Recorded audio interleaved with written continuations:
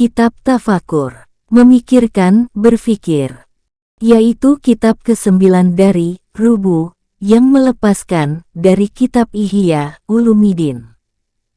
Segala pujian bagi Allah, yang tidak mengkadarkan bagi kesudahan kemuliaan Allah arah dan benua, dan tidak menjadikan bagi tempat pendakian tapak kaki sangka waham dan tempat lemparan panah segala paham kepada penjagaan keagungan Allah akan tempat lalu. Akan tetapi, ia membiarkan hati para penuntut pada padang sahara kebesaran Allah bermain-main keheran-heranan. Setiap kali hati para penuntut itu bangkit untuk mencapai tuntutannya, maka hati para penuntut itu dikembalikan oleh kesucian keagungan Allah dengan paksaan. Dan apabila hati itu bercita-cita berpaling, dengan perasaan putus asa, niscaya ia diserukan dari hikmah keelokan, sabar-sabar. Kemudian, dikatakan kepada hati itu, aturlah dalam kehinaan peribadatan kepada Allah dari engkau itu, dengan berfikir, bertafakur. Karena jikalau engkau berfikir tentang keagungan ketuhanan, niscaya tidaklah engkau mengkadarkan bagi Allah akan suatu kadar. Dan jikalau engkau mencari di balik fikir itu pada sifat-sifat engkau, akan sesuatu hal, maka lihatlah pada nikmat-nikmat Allah Ta'ala dan kedermawanan-kedermawanan Allah. Bagaimana dia itu beriring-iringan kepada engkau terlihat. Barukanlah bagi setiap nikmat daripadanya dengan sebutan dan syukuran. Perhatikanlah dalam lautan takdir, bagaimana berlimpah-limpah kepada semesta alam, kebajikan dan kejahatan, manfaat dan melarat, sukar dan mudah, menang dan rugi, tertampal dan pecah, terlipat dan terbuka, iman dan kufur, pengakuan dan ingkaran. Maka jikalau engkau lewatkan pandangan tentang perbuatan, kepada pandangan pada zat, maka engkau berusaha akan kesulitan demi kesulitan. Dan engkau menempuh dengan diri engkau melewati batas kemampuan manusia, dengan zalim dan kejam. Maka menjadi heranlah akal tanpa memperoleh pokok-pokok kecemerlangannya.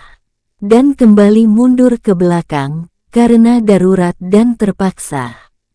Selawat kepada Muhammad penghulu anak Adam, walaupun ia tidak menghitung kepenghuluannya itu kesombongan, sebagai selawat yang berkekalan bagi kita pada halaman lapangan kiamat, sebagai senjata dan simpanan. Kepada keluarga dan para sahabatnya, yang masing-masing dari mereka itu menjadi bulan purnama di langit agama. Dan bagi golongan-golongan kaum muslimin yang berdiri di depan. Dan anugerahkanlah kesejahteraan yang banyak. Adapun kemudian, maka telah datanglah sunnah, bahwa berfikir sesaat itu lebih baik dari beribadah setahun. Dan banyaklah dorongan dalam kitab Allah Ta'ala kepada memahami dengan mendalam dan mengambil ibarat, memperhatikan dan berfikir. Tidaklah tersembunyi, bahwa fikir itu anak kunci segala cahaya dan pokok penglihatan mata hati. Fikir itu jala segala ilmu pengetahuan. Dan alat memburu segala marifah ilmu mengenal Allah Ta'ala dan paham.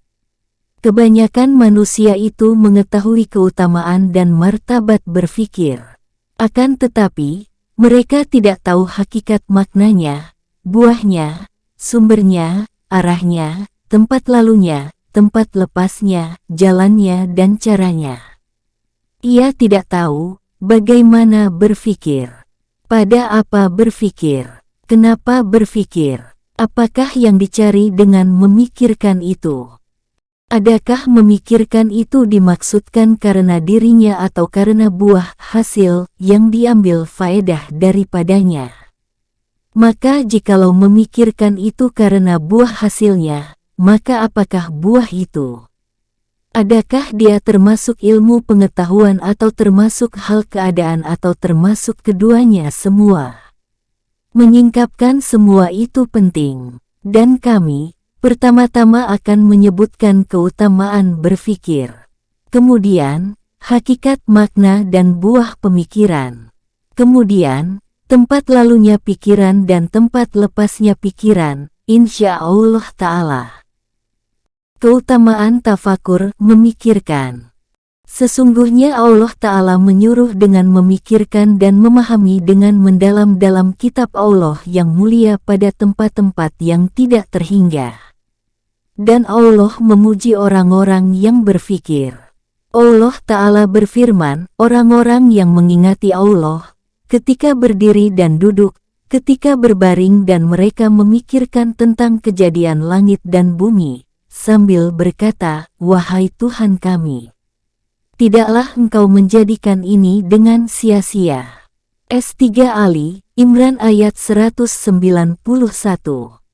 Ibnu Abbasra berkata, bahwa suatu kaum memikirkan tentang Allah, Azza wa Jalla, Allah yang maha mulia dan maha besar. Lalu Nabi Shallallahu Alaihi Wasallam bersabda, berfikirlah tentang makhluk Allah dan janganlah kamu berfikir tentang Allah. Sesungguhnya kamu tiada akan dapat mengkadarkan akan kadar Allah. Dari Nabi Shallallahu Alaihi Wasallam, bahwa Nabi Shallallahu Alaihi Wasallam pada suatu hari pergi kepada suatu kaum, dan mereka itu sedang berfikir. Maka Nabi Shallallahu Alaihi Wasallam bersabda, mengapa kamu tidak berbicara? Mereka itu menjawab, kami berfikir tentang makhluk Allah yang maha mulia dan maha besar. Nabi Shallallahu Alaihi Wasallam lalu bersabda, maka seperti demikianlah kamu berbuat. Berfikir tentang makhluk Allah dan jangan kamu berfikir tentang Allah. Bahwa di tempat terbenam matahari itu ada bumi yang putih. Cahayanya putihnya, dan putihnya cahayanya, menurut perjalanan matahari 40 hari. Dengan dia diciptakan dari ciptaan Allah yang maha mulia dan maha besar. Mereka tiada berbuat maksiat kepada Allah, walau sekejap mata. Mereka itu bertanya, wahai Rasulullah, maka di manakah setan dari mereka? Nabi Shallallahu Alaihi Wasallam menjawab, mereka tidak tahu. Telah dijadikan setan atau belum? Mereka bertanya lagi, dari anak Adam. Nabi Shallallahu Alaihi Wasallam menjawab, mereka tidak tahu, telah dijadikan Adam atau belum. Dari Atta, yang menerangkan, pada suatu hari, aku dan Ubaid bin Umair berjalan ke tempat Aisyah. Maka Aisyah berkata-kata dengan kami. Dan di antara kami dan dia ada hijab. Aisyah berkata, hai Ubaid, apakah yang mencegah engkau berkunjung kepada kami? Ubaid menjawab, sabda Rasulullah Shallallahu Alaihi Wasallam, berkunjunglah jarang-jarang, niscaya bertambah kasih sayang. Ubaid ibnu Umair tadi berkata, terangkanlah kepada kami sesuatu yang menakjubkan yang engkau lihat dari Rasulullah Shallallahu Alaihi Wasallam. Atta meneruskan ceritanya, Aisyah lalu menangis dan berkata, setiap pekerjaannya adalah menakjubkan. Beliau datang kepadaku pada malam giliran bagiku, sehingga tersentuhlah kulitnya dengan kulitku. Kemudian, beliau bersabda, biarkanlah aku beribadah kepada Allah yang maha mulia dan maha besar. Beliau lalu berdiri ke tempat air, mengambil wudhu daripadanya. Kemudian, beliau berdiri mengerjakan salat. Maka beliau menangis, sehingga basahlah janggutnya. Kemudian beliau sujud, sehingga membasahkan bumi. Kemudian beliau berbaring di atas lembungnya. Sehingga datanglah Bilal, melakukan azan untuk salat subuh. Lalu Bilal bertanya, wahai Rasulullah, apakah yang membawa engkau kepada menangis? Padahal Allah telah mengampunkan bagi engkau, apa yang terdahulu dari dosa engkau dan apa yang terkemudian. Nabi Shallallahu Alaihi Wasallam lalu menjawab, kasihan hai Bilal. Apakah yang mencegahku daripada aku menangis? Allah Ta'ala telah menurunkan kepadaku pada malam ini, sesungguhnya tentang kejadian langit dan bumi dan pergantian malam dan siang, akan menjadi keterangan bagi orang-orang yang mengerti. S3 Ali Imran ayat 190. Kemudian, Nabi Shallallahu Alaihi Wasallam menyambung, kasihan bagi orang yang membaca ayat ini dan tidak berfikir padanya. Maka ditanyakan kepada Al-Auza'i, apakah tujuan berfikir padanya? Al-Auza'i menjawab, membacakannya dan menggunakan akal padanya. Dari Muhammad bin Wasi, diriwayatkan bahwa seorang laki-laki dari penduduk Basrah berkendaraan ke tempat Umi Ibu Zar, sesudah meninggal Abi, bapak Zar. Laki-laki itu menanyakan Umi Zar tentang ibadah Abi Zar. Maka menjawab Umi Zar, adalah harinya semuanya di sudut rumah berfikir. Dari Al-Hasan Al-Basyari yang mengatakan, berfikir sesaat lebih baik dari berdiri semalam mengerjakan salat. Dari Al-Futlel yang mengatakan, memikirkan itu kaca, yang memperlihatkan engkau akan kebaikan engkau dan kejahatan engkau.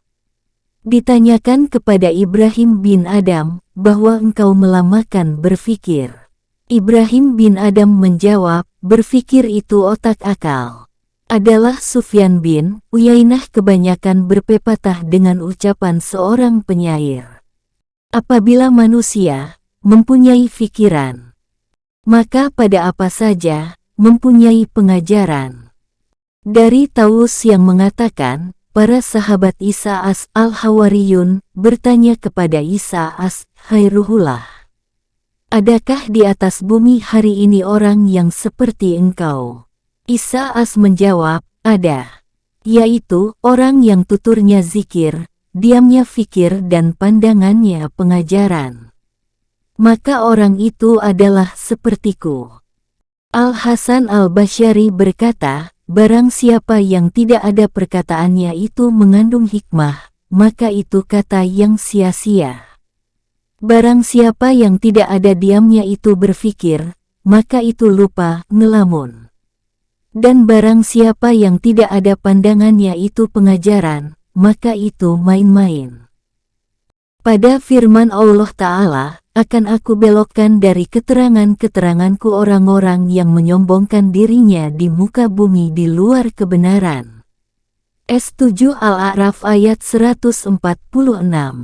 Allah berfirman itu, artinya, aku larang hati mereka berfikir pada urusanku.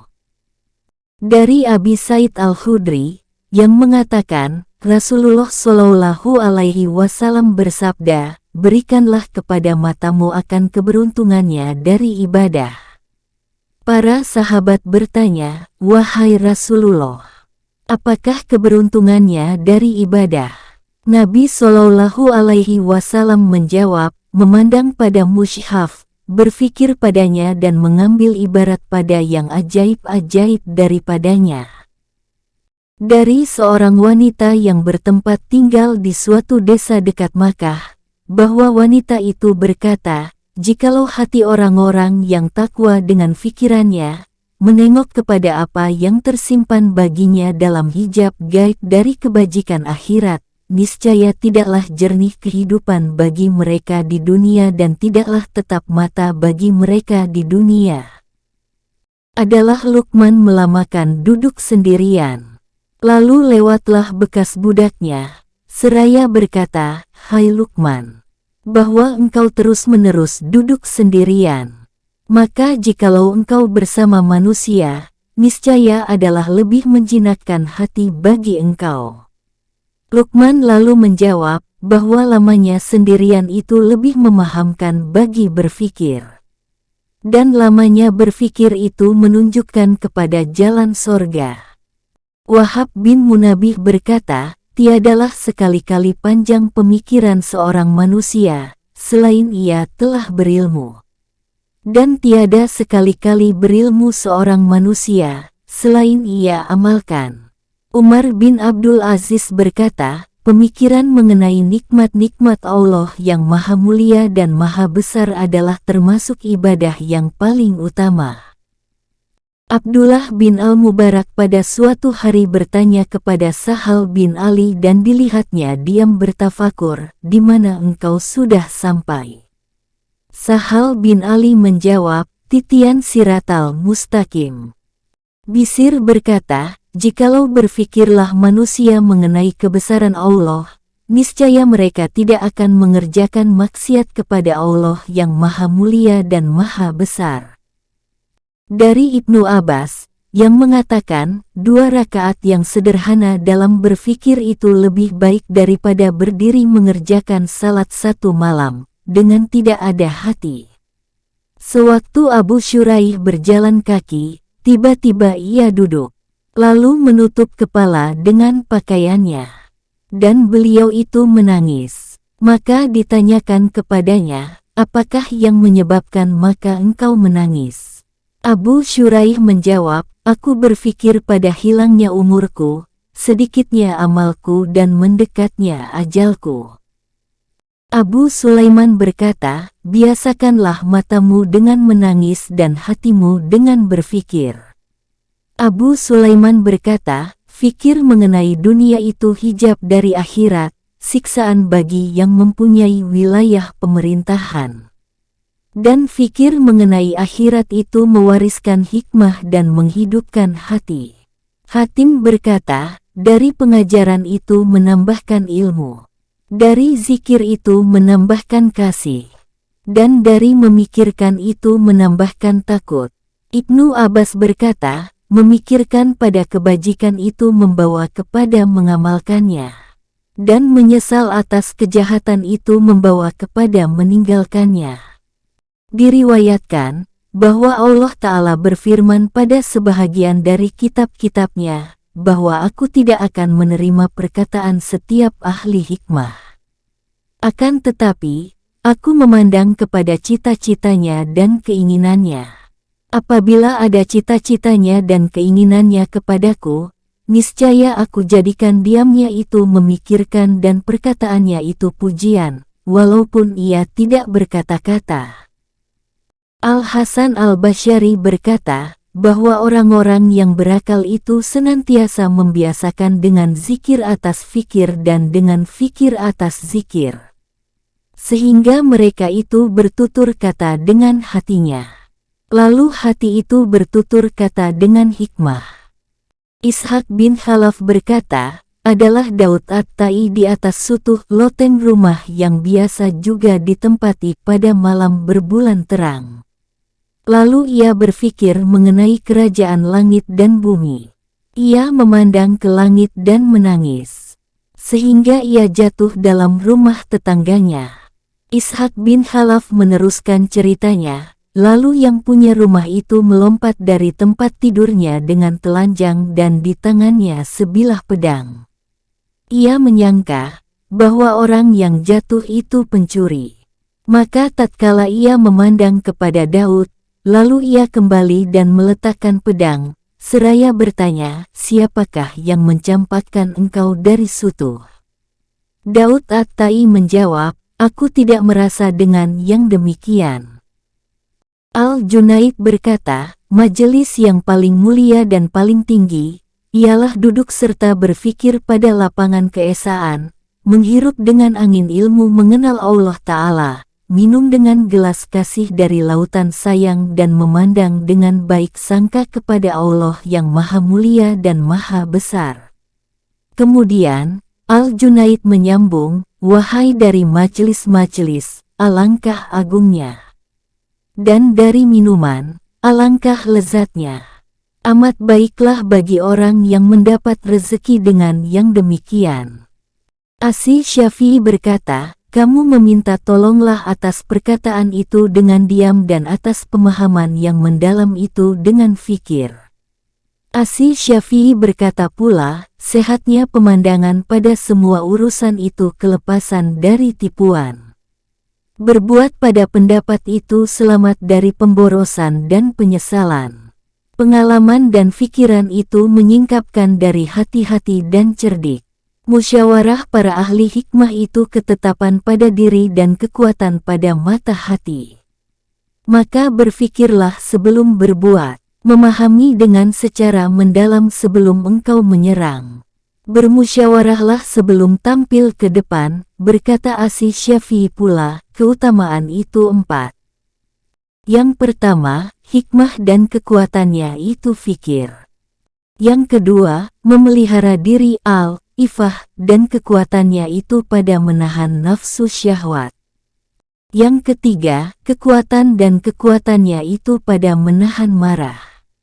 Yang keempat, adil dan kekuatannya itu pada kelurusan kekuatan diri. Inilah ucapan-ucapan para ulama tentang berfikir. Dan tiada seorang pun dari mereka yang menyebutkan makna dan penjelasan tempat lalunya berfikir itu. Penjelasan, hakikat, makna fikir dan buahnya. Ketahuilah kiranya, bahwa makna fikir ialah menghadirkan dua ilmu mengenal Allah Ta'ala dalam hati, untuk berbuah daripadanya ilmu mengenal Allah Ta'ala ketiga. Contohnya, bahwa orang yang cenderung kepada yang segera, dunia, dan mengutamakan hidup dunia dan ia menghendaki mengetahui, bahwa akhirat itu lebih utama dengan diutamakan daripada dunia. Maka baginya dua jalan. Salah satu dari dua jalan tersebut, ialah bahwa ia mendengar dari orang lain, bahwa akhirat itu lebih utama diutamakan daripada dunia. Lalu ia mengikuti dan membenarkan yang demikian, tanpa melihat lebih mendalam, dengan hakikat makna persoalan. Maka ia cenderung dengan amalnya kepada mengutamakan akhirat, karena berpegang kepada perkataan orang itu semata-mata. Ini dinamakan taklid menuruti tanpa alasan. Dan tidak dinamakan ilmu mengenal Allah Ta'ala. Jalan yang kedua, ialah bahwa ia mengetahui, bahwa yang lebih kekal itu yang lebih utama dengan diutamakan. Kemudian, ia mengetahui, bahwa akhirat itu yang lebih kekal. Maka berhasillah baginya dari dua ilmu mengenal Allah Ta'ala ini, ilmu mengenal Allah Ta'ala. Ketiga, yaitu, bahwa akhirat itu lebih utama dengan diutamakan. Dan tidak mungkin mentahkikan ilmu mengenal Allah Ta'ala, bahwa akhirat itu lebih utama dengan diutamakan, selain dengan dua ilmu mengenal Allah Ta'ala yang dahulu itu. Maka menghadirkan dua ilmu mengenal Allah Ta'ala yang dahulu itu dalam hati, untuk sampai kepada ilmu mengenal Allah Ta'ala ketiga, dinamakan tafakur, memikirkan, itibar, ibarat tazakur, mengingati, nadar, memperhatikan, menelitikan dan tadabur, memahami dengan mendalam. Adapun memahami dengan mendalam, meneliti dan memikirkan, maka itu adalah kata-kata yang mempunyai satu makna. Tidak di bawahnya makna-makna yang berlainan. Adapun nama mengingati, ibarat dan memperhatikan, maka maknanya berlain-lainan, walaupun asal yang dinamakan itu satu. Sebagaimana nama Sarim, Muhannad dan Saif itu dikemukakan atas satu benda. Akan tetapi dengan ibarat yang berlainan. Maka Sarim itu menunjukkan kepada pedang, dari segi dia itu pemotong. Muhannad ditunjukkan kepadanya, dari segi dihubungkannya kepada tempat asalnya, yaitu India. Dan Saif menunjukkan dengan dalil mutlak, tanpa diperkenalkan dengan tambahan-tambahan tersebut. Maka seperti demikian juga ibarat, yang berarti kepada menghadirkan dua ilmu mengenal Allah Ta'ala, dari segi bahwa dilalui dari dua ilmu mengenal Allah Ta'ala itu kepada ilmu mengenal Allah Ta'ala ketiga. Walaupun melalui itu tidak terjadi, dan tidak mungkin, selain dengan berdiri di atas dua ilmu mengenal Allah Ta'ala itu. Maka berjalanlah kepadanya nama, mengingati, bukan nama, ibarat. Adapun memperhatikan dan memikirkan maka jatuh ke atasnya dari segi bahwa padanya mencarikan ilmu mengenal Allah Ta'ala ketiga. Maka siapa yang tidak mencari ilmu mengenal Allah Ta'ala ketiga, niscaya ia tidak dinamakan orang yang menggunakan nadar perhatian. Setiap orang yang memikirkan itu adalah orang mengingati. Dan tidaklah setiap orang mengingati itu memikirkan. Faedah bertazakur, mengingati ialah mengulang-ulangi ilmu mengenal Allah Ta'ala kepada hati, supaya meresap dan tidak terhapus dari hati. Dan faedah tafakur, memikirkan, ialah memperbanyak ilmu dan menarikkan ilmu mengenal Allah Ta'ala yang belum diperoleh. Maka itulah perbedaan di antara tazakur, mengingati, dan tafakur, memikirkan. Ilmu mengenal Allah Ta'ala, ilmu mengenal Allah Ta'ala itu apabila berhimpun dalam hati dan bercampur aduk di atas ketertiban yang khusus, niscaya membuahkan ilmu mengenal Allah Ta'ala yang lain. Maka ilmu mengenal Allah Ta'ala itu, natijah, hasil keyakinan dari ilmu mengenal Allah Ta'ala. Maka apabila telah berhasil ilmu mengenal Allah Ta'ala yang lain dan bercampur aduk serta ilmu mengenal Allah Ta'ala yang lain itu, niscaya berhasillah dari yang demikian itu hasil keyakinan yang lain. Begitulah kiranya berkepanjangan hasil keyakinan, berkepanjangan ilmu pengetahuan dan berkepanjangan fikir, sampai tiada berkesudahan. Sesungguhnya tersumbat jalan bertambahnya ilmu mengenal Allah Ta'ala itu dengan mati atau dengan halangan-halangan lain. Ini adalah bagi orang yang mampu kepada mencari buah ilmu pengetahuan dan memperoleh petunjuk kepada jalan memikirkan. Adapun kebanyakan manusia, maka mereka terhalang daripada menambahkan ilmu, karena ketiadaan modal. Yaitu ilmu mengenal Allah Ta'ala tersebut, berbuahlah ilmu. Seperti orang yang tiada mempunyai barang jualan, maka ia tidak mampu memperoleh laba. Kadang-kadang ia memiliki barang jualan. Akan tetapi, ia tidak pandai berjualan. Maka ia tidak berlaba sesuatu pun. Maka seperti demikian juga, kadang-kadang ada baginya ilmu mengenal Allah Ta'ala, yang menjadi modal ilmu pengetahuan. Akan tetapi, ia tidak pandai memakaikannya, menyusunnya dan mengadakan percampuran yang membawa kepada hasil keyakinan padanya. Mengetahui jalan pemakaian dan memperoleh hasil, sekali adalah dengan nur cahaya ilahi dalam hati, yang diperoleh dengan fitrah asal kejadian manusia sebagaimana ada bagi nabi-nabi semuanya. Dan yang demikian itu sukar sekali. Kadang-kadang ada dengan mempelajari dan dengan membiasakan diri. Dan itu yang lebih banyak. Kemudian, orang yang berfikir itu kadang-kadang datang kepadanya ilmu mengenal Allah Ta'ala, ilmu mengenal Allah Ta'ala ini. Dan berhasil baginya buah. Dan dia tidak mengetahui cara keberhasilannya. Dan ia tidak mampu mengibaratkan daripadanya, karena kurang kebiasaannya bagi usaha mengibaratkan pada mendatangkan pikiran. Berapa banyak manusia yang mengetahui bahwa akhirat itu lebih utama diutamakan sebagai ilmu hakiki. Dan jikalau ditanyakan sebab ilmu mengenal Allah Ta'alanya, niscaya ia tidak sanggup mengemukakannya dan mengibaratkannya, serta dia itu tidak berhasil ilmu mengenal Allah Ta'alanya, selain dari dua ilmu mengenal Allah Ta'ala yang terdahulu. Yakni, bahwa yang lebih kekal itu lebih utama dengan diutamakan. Dan akhirat itu lebih kekal dari dunia. Maka berhasillah baginya ilmu mengenal Allah Ta'ala ketiga. Yaitu, bahwa akhirat itu lebih utama dengan diutamakan.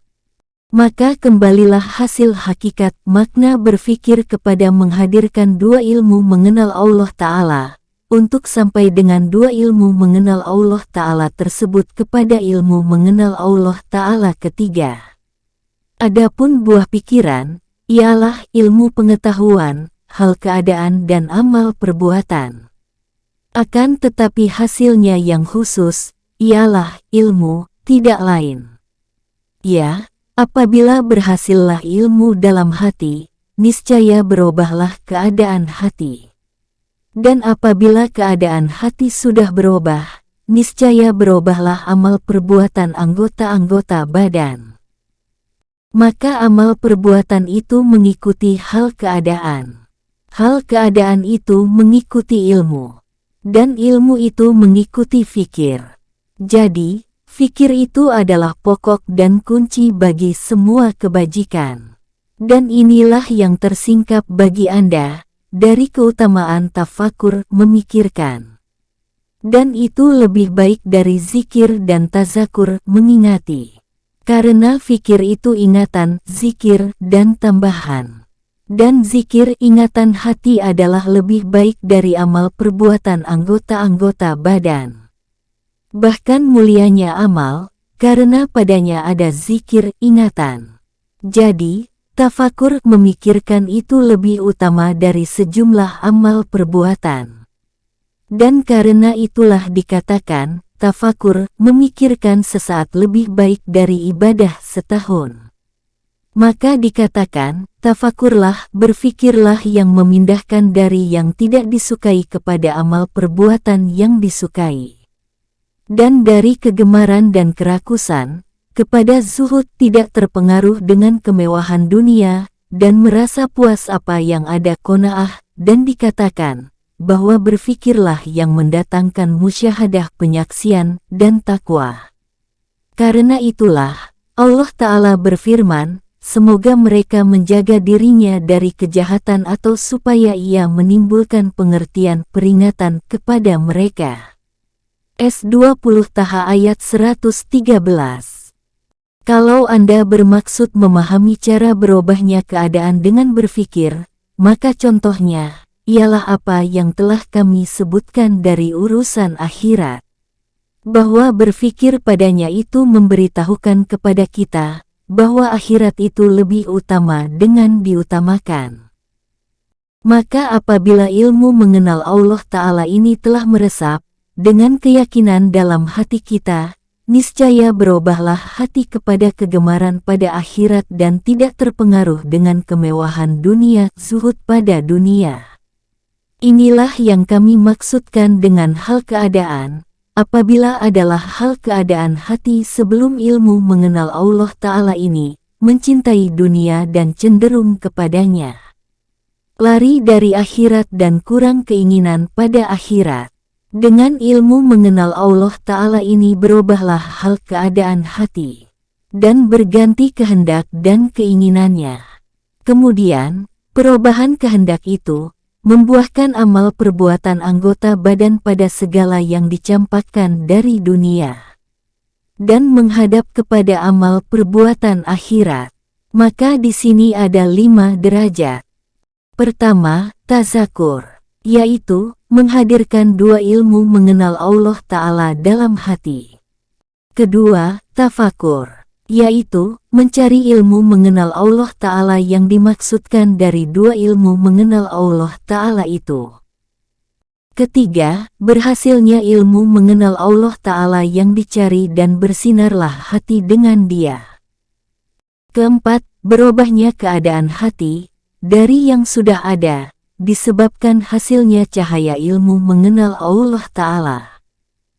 Kelima, layanannya anggota-anggota badan bagi hati, menurut apa yang selalu membaru bagi hati dari hal keadaan.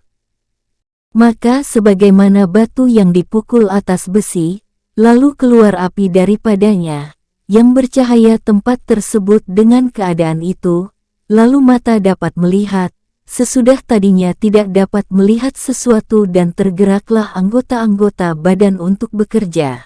Maka seperti demikianlah yang menyalakan cahaya ilmu mengenal Allah Ta'ala, yaitu fikir. Maka fikir itu mengumpulkan antara 2 ilmu mengenal Allah Ta'ala, sebagaimana ia mengumpulkan antara batu dan besi. Ia susun di antara keduanya dengan penyusunan khusus. sebagaimana ia memukul batu atas besi dengan pukulan khusus.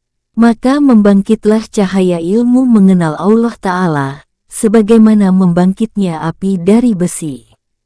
Dan berubahlah hati dengan sebab cahaya ini, sehingga ia cenderung kepada apa yang ia tidak cenderung kepadanya tadinya. Sebagaimana berubahnya penglihatan dengan cahaya api, lalu ia melihat apa yang tadinya tidak dilihatnya. Kemudian tergeraklah anggota-anggota badan untuk bekerja, menurut yang dikehendaki oleh keadaan hati, sebagaimana bergeraknya orang yang lemah dari bekerja, disebabkan kegelapan, bagi bekerja, ketika dirasakan oleh penglihatan, apa yang tadinya tidak dilihatnya. Jadi, buah hasil fikir itu, ialah ilmu pengetahuan dan hal keadaan. Ilmu pengetahuan itu tiada berkesudahan, dan hal keadaan yang tergambar bahwa ia berbulak-balik atas hati itu tidak mungkin menghinggakannya.